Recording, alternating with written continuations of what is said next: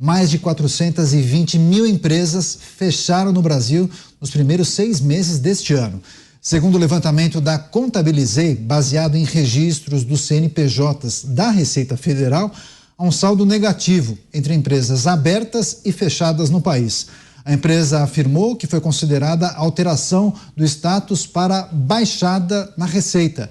Os números foram contestados pelo Ministério do Desenvolvimento, Indústria, Comércio e Serviços, que, segundo cálculos próprios, diz que o Brasil tem um saldo positivo de mais de 212 mil empresas. Vamos começar essa rodada com o Cristiano Beraldo nos Estados Unidos, que acompanha também todas as movimentações em relação à política econômica deste governo e também o dia a dia da população e dos empreendedores. Beraldo, é um número, assim, eu não vou dizer assustador para eu não alardear, mas é um número representativo. Fechamento de 400 mil empresas. Claro que a gente pode colocar nesse balaio, sei lá, impactos residuais por conta da pandemia, guerra no leste europeu, volatilidade do petróleo, são vários ingredientes do mercado externo que podem impactar aqui. Mas dá para afirmar que isso também pode ser um reflexo da política econômica adotada por esse governo? Tem a digital desse governo nesse número?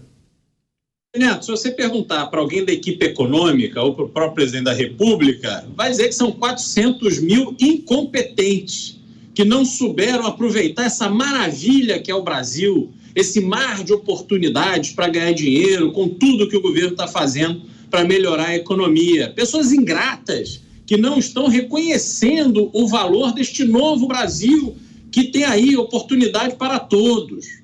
Mas se você olhar a vida real, isso é o retrato do Brasil de verdade.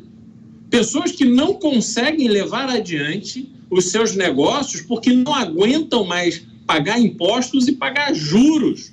As pessoas trabalham no Brasil, empreendem no Brasil, correm risco para poder entregar dinheiro para o governo e para os bancos. Não há como nenhuma economia, como nenhuma sociedade avançar diante dessa realidade. Então, se você não tratar disso de forma muito objetiva e direta, você nunca vai ver o empresário brasileiro tendo o ânimo, a vontade de progredir, de contratar pessoas. Aliás, ano passado eu fiz uma enquete com pessoas que me seguem em rede social e tal, perguntando qual era a maior dificuldade que elas tinham para expandir os seus negócios, para ter as suas empresas. Foi uma resposta unânime: contratação. Ninguém queria crescer o negócio para além daquilo que poderia ele mesmo ou a sua família tocar, porque não queriam correr o risco trabalhista de contratar pessoas. Então, nós vivemos num clima de absoluta ineficiência. E esta ineficiência chega uma hora que ela esgota. As pessoas não aguentam mais irem dormir e acordar pensando em como vão dar conta de pagar as suas dívidas, de pagar as suas obrigações, de pagar os fornecedores, os funcionários. Isso não é vida, não. Isso é sobreviver. É uma ilusão que ser empresário no Brasil é algo que vale a pena. Não vale. Empresário no Brasil vale para os grandões, os que devem muito, os que estão ali pegando dinheiro no BNDES, os campeões nacionais. Aí para esses vale, que se transformam nos grandes bilionários. Agora, para o pequeno empresário, o Brasil é um desastre. E as pessoas, muitas vezes, se iludem, caem nesse papo de que querem empreender, querem ser empresários que vão ter sucesso. É muito difícil. Setor de serviços e indústria foram severamente impactados, viu, Dantas? Olha só, a gente precisa ter muita calma nessa hora, porque o que significa? Primeiro que esse levantamento é de uma consultoria chamada Contabilizei, tá? Então, assim, nenhum demérito à consultoria, que ela diz que usa a base da própria Receita Federal, usa tecnologia para fazer esse levantamento, tudo certo.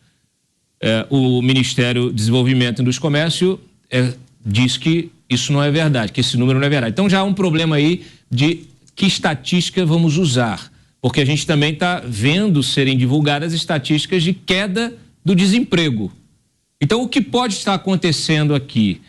Uma migração da mão de obra em função de setores que vão sendo substituídos por conta da própria evolução do perfil da economia, né? Empregos que ontem eram viáveis e hoje já não são, porque são substituídos, porque as pessoas passam a a adquirir produtos e serviços de outra forma.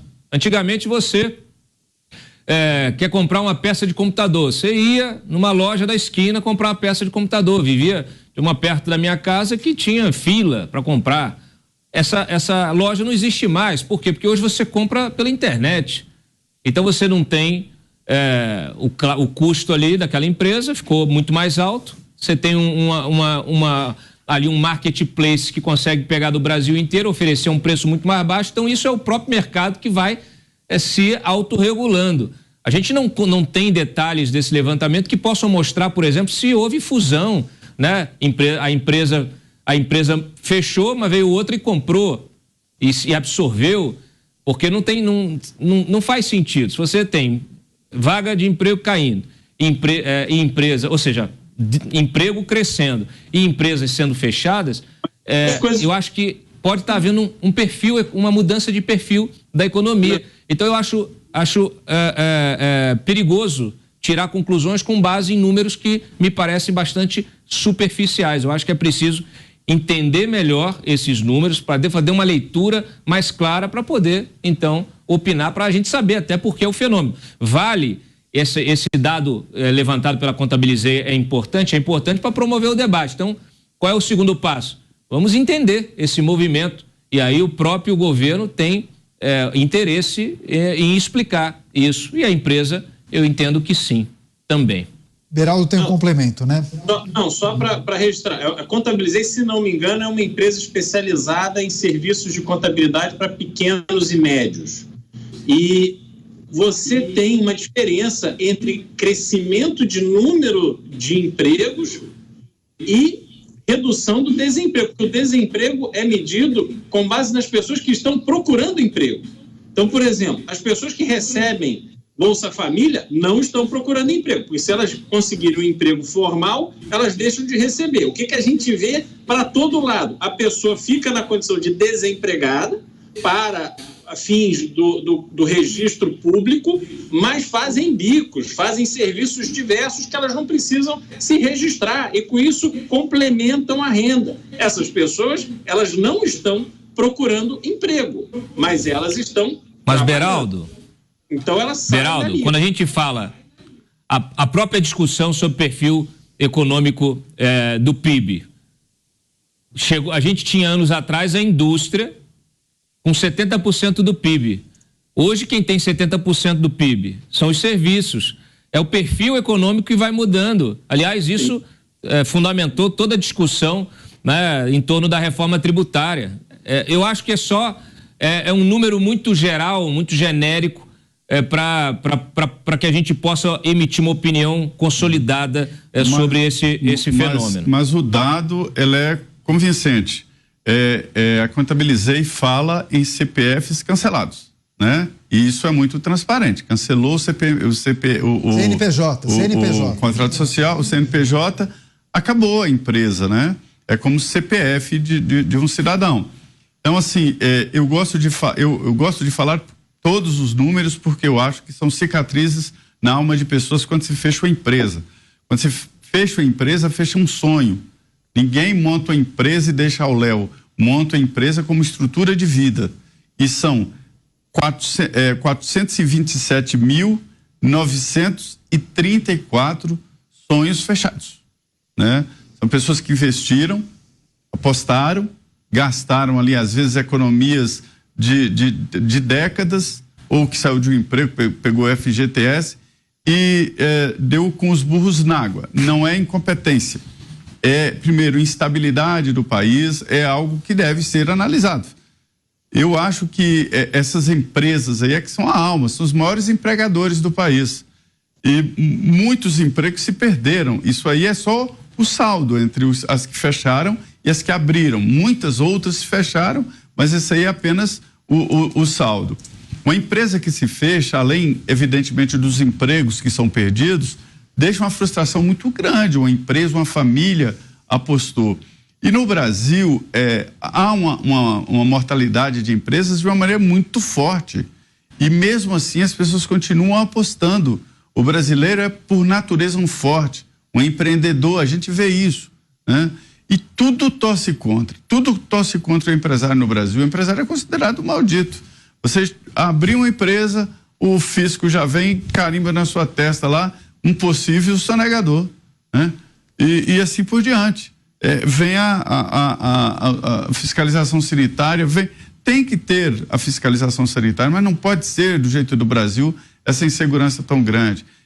Eu acho que um empresário hoje no Brasil é um herói de levar tanta responsabilidade assim, além, evidentemente, do risco jurídico pessoal. Abriu uma empresa, você pulou de categoria e se transformou numa espécie de pária nacional. Tá certo.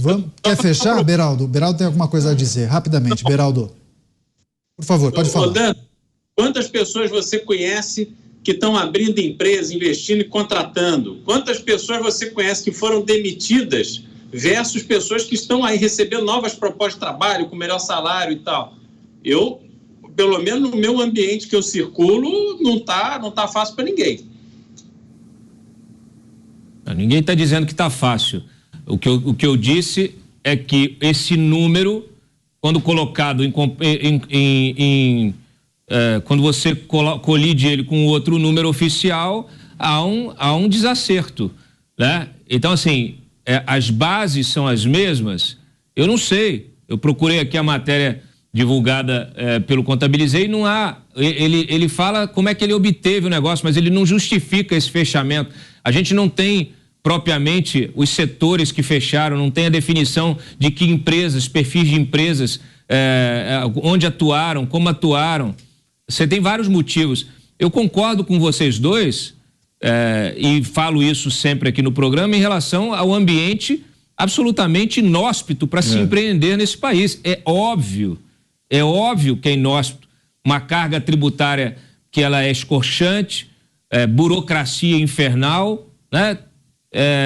Ajudinha aos amigos, né? Por parte do governo, quer dizer, o capitalismo patrimonialista, né? Então, assim, o ambiente de empreender para empreender no Brasil é o pior possível. O Brasil é um país que repele o empreendedorismo, apesar do brasileiro ser um grande empreendedor.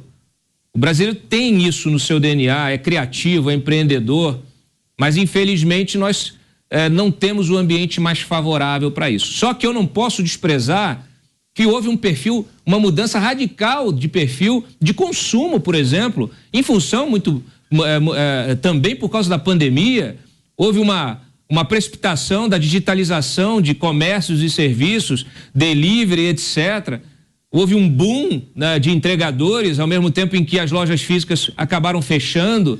Nós tivemos uma mudança enorme também no perfil com as redes sociais. Pessoas agora empregam, ganham dinheiro, fazem né? Você tem um setor de influenciadores, de venda de produtos e serviços pelas redes sociais, que também estão gerando emprego, né? E isso mudou muito o perfil. A única coisa que eu estou discutindo aqui é o seguinte: esse dado, para mim, é um dado muito genérico. Então, ele não me permite chegar a alguma conclusão. Só isso. Agora, concordo, o Brasil é um dos piores lugares para se empreender no mundo. Aliás, isso está em ranking internacional.